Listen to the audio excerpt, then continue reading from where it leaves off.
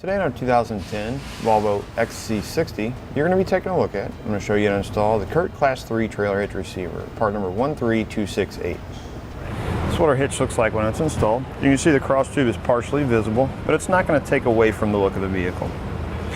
This hitch is going to have a nice black powder coat finish that's going to resist any rust or corrosion. It's going to be a Class 3 hitch. It's going to be 2" by 2". Hitch pin hole is going to be 5/8 inch in diameter.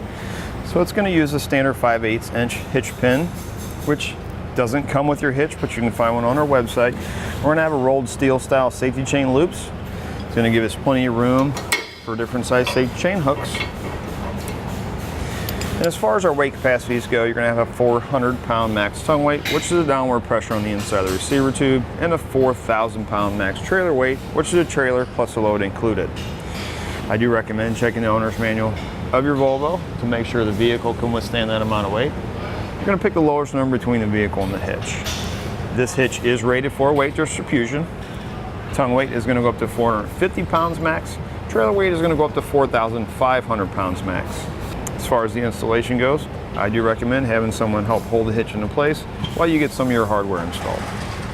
Now let's give you a few measurements to help you when deciding on any hitch mount accessories you may need, such as a bike rack, ball mount, or cargo carrier. From the center of the hitch pin hole to the outermost part of the bumper is about 4 inches. From the ground to the top innermost part of the receiver tube is going to be about 13 inches. Now let me show you how to get this installed.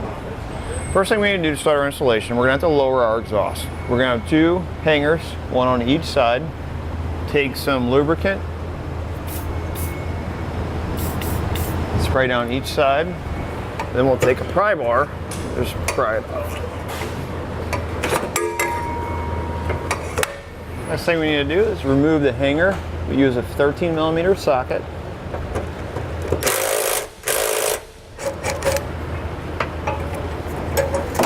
And you want to make sure you repeat that process on the other side.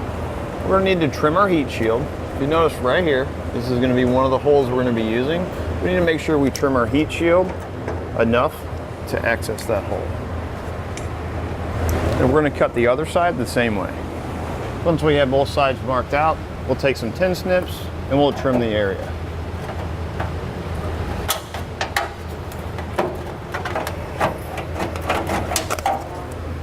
Next, we'll have 2 pieces of tape on each side of the vehicle we need to remove. We'll have the long strip here. You just pull it off. And then our other one is going to be right up on this inside corner. It's going to look like that. And make sure you do that on both sides of the vehicle. Next, we're going to have 2 different size carriage bolts, 2 different size spacer blocks. We're going to use the longer of the spacer blocks in the shorter carriage bolt. Next, we're going to take our pull wire. We're going to go through this hole. We're going to come out this hole. We put a little bend in it. We got it right out like that. We're going to take our spacer block, slide it on first. Our short carriage bolt, slide it on. Go ahead and push spacer block, carriage bolt up inside, and we'll pull it out the hole like that. Next, we're going to do the same process, longer spacer block, shorter carriage bolt. This time, we're going to take our pull wire. We're going to go through this inside hole at the top and come out here. And we're just going to do the same process. Spacer block, thread on the carriage bolt, and pull it up and out. And then we're going to take that and we're going to slightly push it back in, just like that. So we're going to remove our wire here on the lower part of our frame rail. And we're going to use it to install a bolt on the other side. Now with the next set of hands, we're going to lift our hitch into place. We're going to go over top of our exhaust. We're going to have to pull down our exhaust a little bit to get it behind the fascia. Get our wire in the corresponding hole here. Pull your bolt in on one side. On your other side, put on a flange nut. It'll hold your hitch into place while you install your remaining hardware. We're not going to tighten these down just yet. We just want to hand tighten and hold our hitch in place.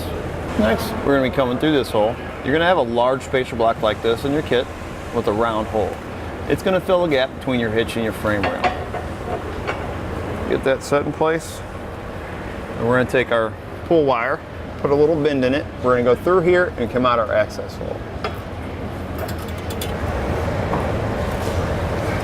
Just like that. Spacer block. Make sure you're using the short one. Throw it on our carriage bolt. Now, because our bolt is so long, what we're going to have to do is we're going to push our spacer block just right up inside the hole. And we want to get our carriage bolt into the spacer block, otherwise it will not go down in the hole.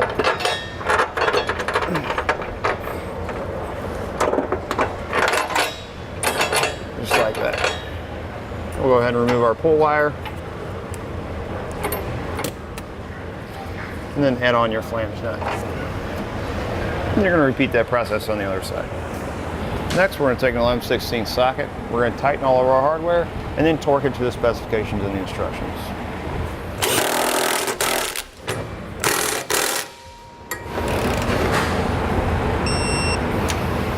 Next, we'll reinstall our exhaust hanger. Slide it through, then we'll reinstall our bolt.